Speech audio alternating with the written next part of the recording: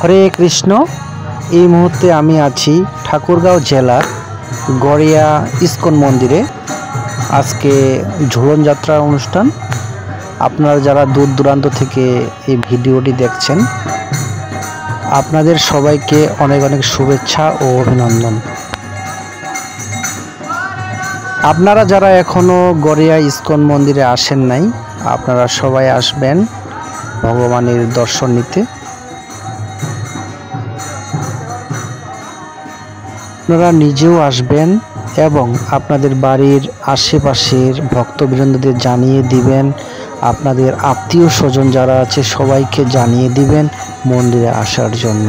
কারণ কলিযুগে পাপ মোচনের একমাত্র উপায় হরিনাম কীর্তন।